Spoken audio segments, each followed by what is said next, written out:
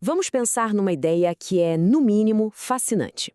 E se o corpo humano não for só um amontoado de células, mas sim uma máquina biológica, uma antena perfeitamente calibrada? Se a gente parte desse princípio, uma pergunta se torna inevitável. Pois é, se o nosso corpo é uma antena, qual é a frequência que ele capta? Que sinal ele está ouvindo? A resposta, olha, não está só aqui na Terra, não. Para começar a entender isso, a gente precisa olhar para cima, para o cosmos. E a nossa primeira grande pista nesse quebra-cabeça, a primeira evidência que a gente pode quase tocar, tá lá no céu, toda noite. Vamos começar essa investigação olhando para a Lua. Então, vamos direto ao ponto. Existe uma conexão que não dá para negar. E isso não é misticismo, viu? É pura biologia. Os nossos ciclos mais essenciais, aqueles que garantem a própria continuação da nossa espécie, estão em sincronia com o ritmo da Lua. E a parte mais incrível é quando a gente olha para os números. Eles falam por si só. Um ciclo completo da Lua leva 29 dias e meio. Já o ciclo ovulatório feminino médio dura ali entre 28 e 29 dias. A semelhança é impressionante, né? É uma sincronia quase perfeita e está longe de ser só uma coincidência. E essa conexão é tão profunda que ela aparece até na forma como a gente fala. A palavra menstruação, por exemplo, vem lá do grego mene, que significa, adivinha só, lua. E tem mais. A gestação humana não dura exatamente os 9 meses do nosso calendário. Ela dura, na verdade, 10 meses lunares. São 280 dias. É como se a nossa biologia usasse um outro relógio. Mas a Lua não está sozinha nessa dança cósmica. Se ela rege os nossos ciclos mais longos, os mensais, quem comanda o nosso ritmo de todo dia é o Sol. Vamos ver como essa outra força gigantesca atua sobre nós. A ciência, claro, tem um nome para isso. É o famoso ritmo circadiano. Pensa nele como se fosse um relógio mestre dentro do corpo. Um mecanismo super inteligente que sabe a hora de estar alerta e a hora de descansar. E tudo isso respondendo diretamente à luz do sol. E aqui a gente vê exatamente como isso funciona na prática.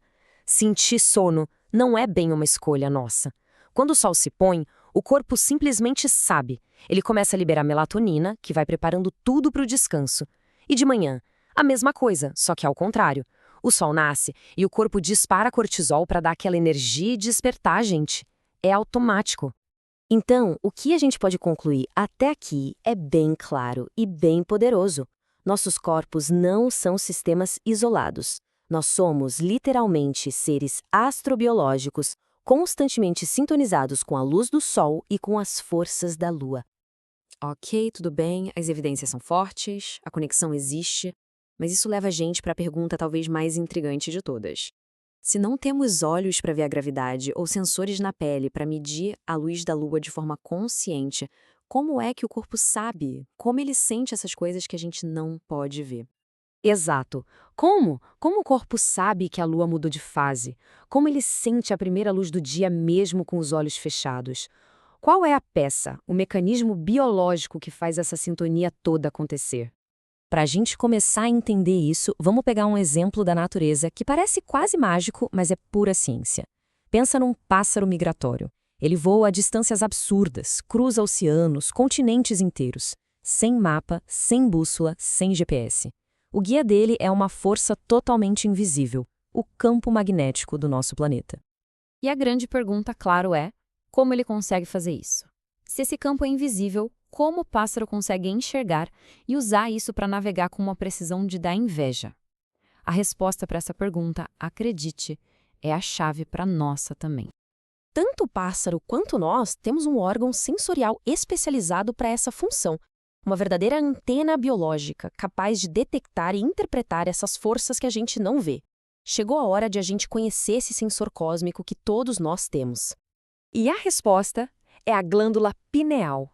Muita gente acha que ela é só uma glândula que produz hormônios, mas ela é muito mais que isso. Ela funciona como um órgão sensorial extremamente sofisticado.